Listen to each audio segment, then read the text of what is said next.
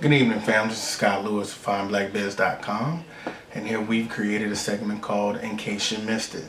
Because if you're like me, you go through your day in and day out, very, very busy. You don't always have a chance to sit down and pay attention to the world around you, especially when it has to do with Black matters. They tend to leave out major details out of the major news networks, and we don't think that's fair. So we decided to come up with something to help you learn about what's going on in the world around us. Yeah, so in case you missed it, the Black Lives Matter organizer, Jasmine Richards, officially is the first Black woman, or Black person, period, to be convicted of lynching. Now, it's not lynching in the matter that we think, where she didn't go grab a rope and hang anybody. This matter was actually something to protect Black people. I'll give you an example. Say you were getting an escort, police escort to school, and this is the 1940s, 1930s. And you're going to an all-white school, you're a Black student, and you get an escort, and white people are trying to reach out and hurt you and kill you. If any of them did that and wrestled you away from police safety, that was classified as lynching. Well, last year, in August last year, they were doing a protest about the Pasadena police force. The judge, Elaine Liu, she actually gave her a bit of a break. I'm not sure exactly why it wasn't just overturned and she was let go. Instead, they gave her 90 days in jail with time served. This wasn't about like right versus wrong. This was white and Black. Let's be real about this. This was a political statement. It's telling the Black Lives Matter movement that we're sick of your crap. And all Black people that are in this movement are trying to do is say, hey, look, we're people too. So my heart goes out to her, and hopefully maybe can speed this up and get her out of there sooner than the 90 days that she was sentenced. And hopefully she can get right back on to doing the work for Black people. In other news, while the whole world was shaken by Harambe and the little boy that fell down into the gorilla pit in Cincinnati, I can't recall one major news outlet reporting about at the very least 700 African refugees that died in the Mediterranean Sea this week. I believe over the weekend, during that same time frame while we were shocked about the whole monkey situation. These are refugees who are trying to escape a life that was not beneficial to them and try to get into Europe. Up until recently, there was an easier way. They can go up and go into Greece and make it into Europe and find a way to survive. However, I believe it's the Prime Minister and those in charge decided to close that route, and that refugees were not allowed to enter into Europe that way. Seems kind of odd, seeing as they go into Africa all the time. Actually, quite a few of them frequent South Africa and actually live there. So I don't understand what the issue there is. But this forces people who have very little to live on, looking for a better way to live with their kids and their family, to go a longer route. To my understanding, these boats didn't have motors, and they were being pulled by smuggler boats that frequent between Europe and Africa. However, the boats capsized, they sunk, and over the past 3 days, 700 people had drowned. And sadly enough, they're washing up on different parts of the shores in Northern Africa and in Europe. So I think it's really interesting that not one major news outlet decided to say, hey, look, this is a big deal. I mean, not even a few months ago, we were talking about that, I want to say fake bombing, but that little bombing that happened in France, and the whole world was in a frenzy about France, and not even a few people got hurt or killed in that. Whereas you're talking about hundreds, and they're reporting now that there could be up to thousands of people that may have died, but they knew for sure at least 700 of them were in those series of boats, and the world just didn't care. But this is something that you need to know about and tell your children as well. That the media just isn't in our favor. So, in case you missed it, Stanford swim star, I believe his name was Brock Allen Turner, age 20 or 23, or his age didn't even matter, because this is rape. Again, blue-eyed, blonde-haired boy does something that is completely against the law and totally against all moral judgment. Story goes, girl had too many drinks. That's her fault. That's the only thing that she's at fault for, is damaging her own body with alcohol. What happens next is not her fault. And this guy should be hung for it, my opinion. However, this boy is found hunched over this woman behind a dumpster. And he admits to doing certain sexual acts, but this woman knows and feels that she was actually raped. Here's the thing. When they portrayed the guy, when they put him into the newspapers and the news and everything, and mind you, this was not as big as the ape dragging some little black boy throughout the pit. This, was speckled here and there, but the internet blew up about it. He was initially set up to get 10 years in jail, but his father and the judge, I think his name was Aaron Persky. Aaron Persky decided that, no, this is too much for somebody of his stature. This could damage his moral fiber. This could damage him for life. Mind you, the judge's white, his father's white, he's white. The girl could be white. I don't care. It doesn't matter what color she is. This was rape. But they put sexual assault in the headlines, in the newspaper. Everywhere you can find is sexual assault of a unconscious drunk woman behind a dumpster. And he never took responsibility for this. The judge and the father thought that this was too harsh for him, and instead they gave him a 6-month sentence. Kind of reminds me of Jared, and the child pornography and him raping all the little boys and girls and stuff.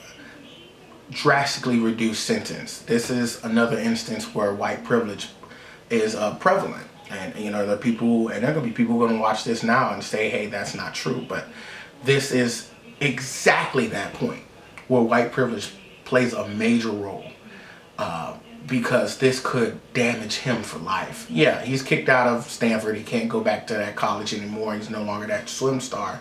But boo-hoo, this woman was raped, and he basically got a slap on the wrist.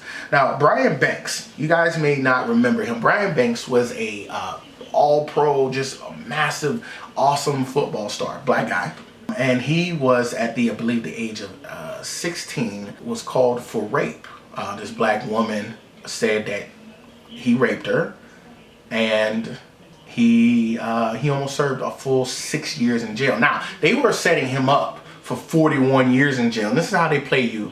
They say if you go in and try to say you're not guilty, they scare you by giving you this trumped up sentence, and said they were going to give him 41 years. So his public defender, because he couldn't afford a lawyer, said he was just going to do, he could do 18 months to 6 years if he said no contest. No contest is saying that you didn't do it, or that you're not admitting to, or that you're not admitting that you didn't do it. Either way, that still says you did it, because you're not saying you didn't do it. So they gave him the maximum sentence. They gave him the boy 6 years.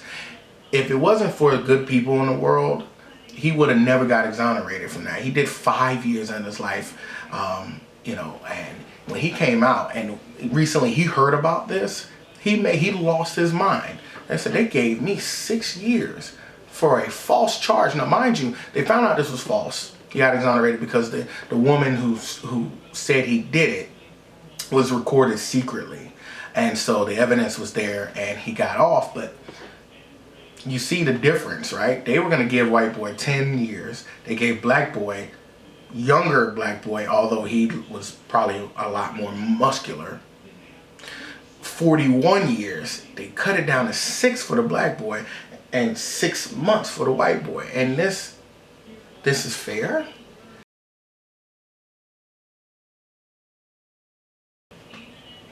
In other news, something a little more pleasant. If you don't know about it, you need to know about this. It is an African-American documentary called Hidden Colors. Probably the greatest documentary that has ever come out about, for, and created by black people. To tell you how great it is, so you can get the grasp of how big it is, Hidden Colors 3 was the #1 documentary for like 3 months. When it first came out, it hit straight #1. And the only reason why it got knocked off the #1 slot was because our Robin Williams died, and a documentary came out about his life. But It's taught in schools all over the world, from Asia to Africa, even in some places in America, strangely enough. However, it is just an amazing, now this may seem like an opinion, however, if you do the research and look it up yourself, you can see immediately when they spoke about releasing Hidden Colors 4, the pre-sales for tickets sold out instantly. Now, they opened up in numerous different movie theaters around the United States and even around the world, and they sold out instantly. So, and then when they're calculating their pre-sales, and I am one of those recipients, I purchased all 4 of the films, and especially the 4th one that's on its way. And there is not a single historical documentary out that can beat it. Black people, listen to me. I'm so excited about it, I'm shaking. This is it. These are the films that you guys need to go out and purchase. Now, it seems like I'm just doing selfless promo for Tariq Nasheed, the guy who is behind, the mastermind behind Hidden Colors. But this is something that will teach you about yourself. Now, there may be some things, some content in the film that you may not believe in. It speaks a little bit about religion. It speaks about who black people were. So some people may believe in, some people may not. But the core focus of it, as it continues on, is to attack racist white supremacy. And in the 4th one, the religion of white supremacy is spot on. Just the previews will be enough to get anybody excited. I urge you guys to go out and get it. Watch all 3 of the films. They're very informative. These are things that our kids need to know in school. These are things that they need to teach in history class as it is. The film released in theaters last week, and actually today, all the pre-orders are going to be sent out today for the 4th installment of Hidden Colors. I tell you guys, from the bottom of my heart, this is probably the greatest film and series of films that black people, you need to have in your life. The greatest film I've ever seen. I can't wait to share these films with my daughter. So I figured I'd put in something a little light about that for black people in this. And something else kind of a little light, a little dark on this end. In other news, Deshauna Barber, congratulations. She is Miss USA 2016. She hails from DC. And she won. That's the main premise of this. She won. It's a black woman who won Miss America, and there's a lot to be proud of. She is a logistics commander in the military, and she is just phenomenal. You can go online and look up her specs, check her out.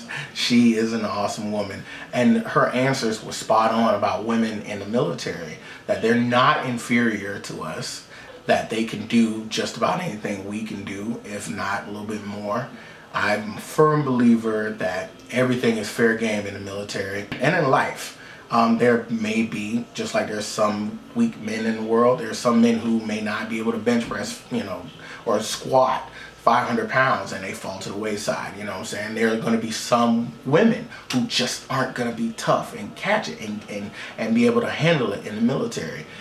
That's just the way the cookie crumbles. However, she's done it, and she's been in it, and she is high ranking, and she is your Miss USA 2016. However, we do have some concerned, radical, racists in this world that demand that the beauty pageants become segregated again. Now, this is strange, because they mentioned this years ago that black women could not enter into these pageants, so they started doing their own, and they make so much money. This is what's been happening in every facet of black America since early 1900s. They say, you can't hang with us. We go do our own thing. We become extremely wealthy, extremely successful, and then they say, hey, wait a second, you guys should come with us. And if you don't, they kind of bomb us, blow us up, kill us. But that's another lesson for another story, another time. But in this instance, they want everybody should come in back together. Of course, I'm sure sales were hurt because black people didn't go to those pageants. So now everybody's here, everybody's watching, and now people are upset because a black woman won. And you can check out the tweets on Twitter. They're pretty horrible. But she's not even fazed by any of it. She won. Now she gets to go off to compete for Miss Universe. My hopes are with her. I really hope that she wins. So we have something else to be proud about as well. The last thing, this will be the last part of the segment tonight. I like to honor two great fighters. Now, most people know this first fighter. He stood up for black people all over the world. His name was Muhammad Ali. White people, even today, still want to call him Cassius Clay, but we're going to honor him by calling him the name he chose for himself, which is Muhammad Ali. Just the greatest fighter, the greatest. There's just not another fighter better than him. Not just because he was just one of the fastest and the strongest in the ring, but he was also quick-witted and very powerful outside of the ring.